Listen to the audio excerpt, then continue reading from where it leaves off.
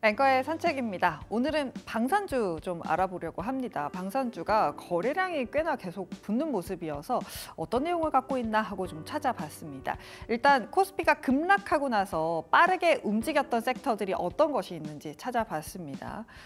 살펴봤더니 코스피가 급락하고 나서 코스피 대비 초과 수익률, 코스피보다 더 잘 갔던 것들은 어떤 것이 있나 찾아봤더니 방송엔터, 방산항공, 상사제약바이오 순서였습니다. 두 번째가 방산주였습니다. 왜 그런가 하고 이유도 찾아봤습니다.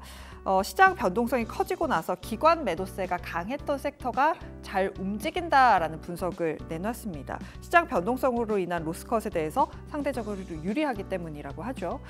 기관이 1년 동안 빈집, 그러니까 많이 팔았던 것들, 섹터의 세 번째 순위가 바로 방산이었습니다.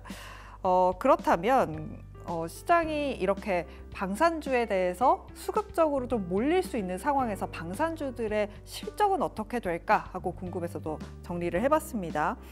글로벌 정세가 불안하면서 사실 계속해서 방산에 대해서 실적이 좋아질 거다라는 이야기는 아마 다들 들어보셨을 겁니다. 국내 방산주들이 올해 영업이익 증가율이 평균 64% 정도 된다고 합니다.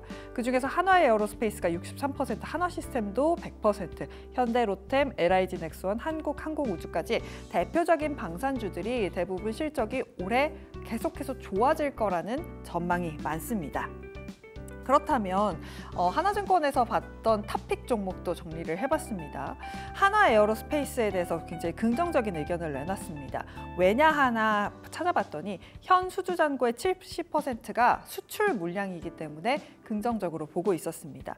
또 사실 한화에어로스페이스가 인적 분할에 들어가면서 한 달 동안 거래 정지가 들어가게 됩니다. 하지만 이런 인적 분할 이슈를 제외하고서라도 지금의 목표 주가가 설명이 가능하다라면서 탑픽으로 제시를 했고요. 한화시스템의 경우 무기 체계 개발이 점진적으로 종료가 되는 시점에서 양산 수주 가능성이 높아질 것이다 라면서 긍정적으로 보고 있었습니다.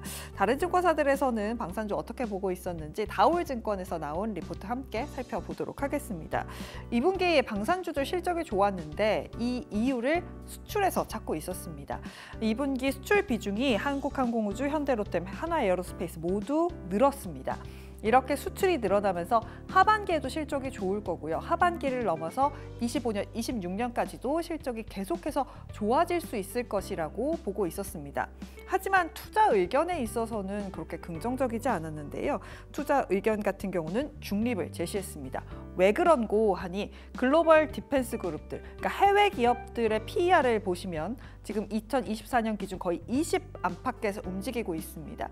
PER이 해외 기업들도 이런데 우리나라의 지금 국내 방산주가 밸류에이션 부담이 있는 상황이다라고 분석을 했고요. 실적이 절정을 찍는 25년, 26년에는 아마 PER과 관련해서 밸류적인 부담이 좀 덜어져서 장기적으로 볼 수 있는 종목들 중에 하나다라고 제시를 했습니다. 종목별로는 어떻게 분석하고 있었는지 보도록 하겠습니다. 해외 수주 가능성이 회사별로 다 다르기 때문에 수출 절벽, 그러니까 수출이 끝나는 그 시점에 따라서 종목들에 대해서 멀티플을 다르게 봐야 한다라고 분석을 했습니다. 현대로템의 경우 좀 빠르면 2026년이면은 아마 좀 수출 절벽이 올 것이고 LIG넥스원의 경우 수출이 계속해서 그래도 늘어나는 모습이 나타납니다. 그러다 보니까 LIG넥스원을 좀 관심 있게 보고 있었는데요. UAE와 사우디 천국 납품 스케줄에 따라서 2028년까지 가장 좀 수출 스케줄이 길게 나와 있는 것이 LIG넥스원이다 라면서 긍정적인 분석을 내놨습니다. 방산주들 실적이 좋아지는 것은 사실인 것 같습니다. 주가도 잘 보시고 실적이라든지 수출 면에서 잘 체크해 보신다면 투자 포인트 얻으실 수 있을 것 같습니다. 지금까지 앵커의 선택이었습니다.